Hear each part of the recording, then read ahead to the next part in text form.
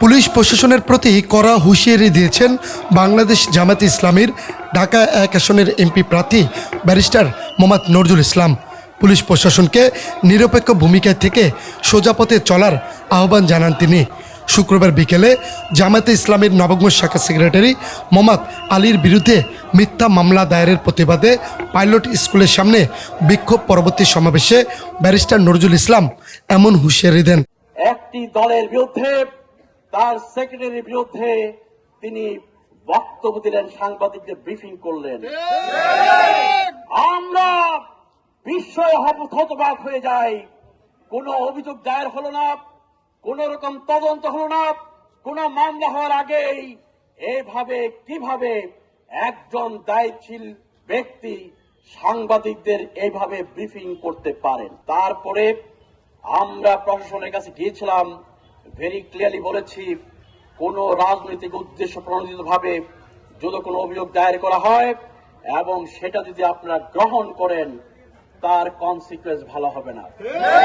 আমরা বলেছিলাম কোন অন্যায়ের কাছে আপনারা মাথা নত করবেন না, এবং যদি সেটা হয় আমরা সেটা সহজে মেনে নিব না এবং কনসিকুয়েন্স অত্যন্ত ভয়াবহ হবে। কিন্তু আমরা দেখতে পেলাম রাতের অন্ধকারে কাদের ইশারায়, কত টাকার বিনিময়ে, কোন উৎকুচের বিনিময়ে মোহাম্মদ আলী, মাওলানা মোহাম্মদ আলীর মতো একজন আলেমে দ্বীন, একজন সৎ, একজন জনপ্রিয় নেতার বিরুদ্ধে এইভাবে মিথ্যা মামলা দেয়া হলো। এ সময় অনতিবিলম্বে মিথ্যা মামলা প্রত্যাহারের দাবি জানানো হয়, অন্যথায় কঠোর কর্মসূচি দেওয়া হবে বলে জানান ব্যারিস্টার নজরুল ইসলাম। সেই মামলার প্রত্যেকটা শব্দ নয়, শুধু প্রত্যেকটা অক্ষর মিথ্যা।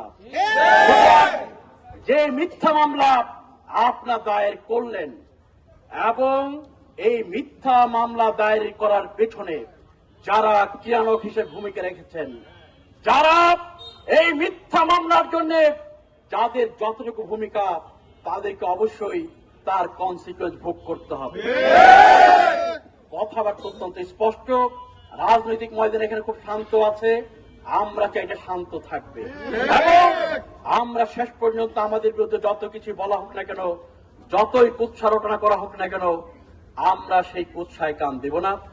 আমরা আমাদের বিরুদ্ধে যতই কথা বলা হোক না কেন, আমরা সবসময় আমাদের ইতিবাচক রাজনীতি অব্যাহত রাখবো। কিন্তু কোন অন্যায় যদি চাপিয়ে দেওয়া হয়, আমাদের মানবতাকে দুর্বলতা মনে করা হয়, সেটাকেও আমরা সহ্য করব না। এর আগে জামায়াত নেতারা একটি বিক্ষোভ মিছিল বের করে উপজেলার বিভিন্ন সড়ক প্রদক্ষিণ করেন। তারা অনতিবিলম্বে মামলা প্রত্যাহারের দাবি জানানোর পাশাপাশি ষড়যন্ত্রের তীব্র সমালোচনা করেন।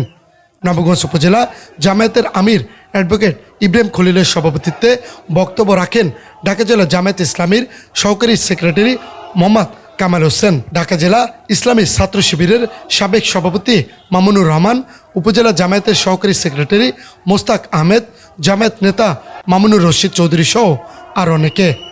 Desk report, Dhaka south 24।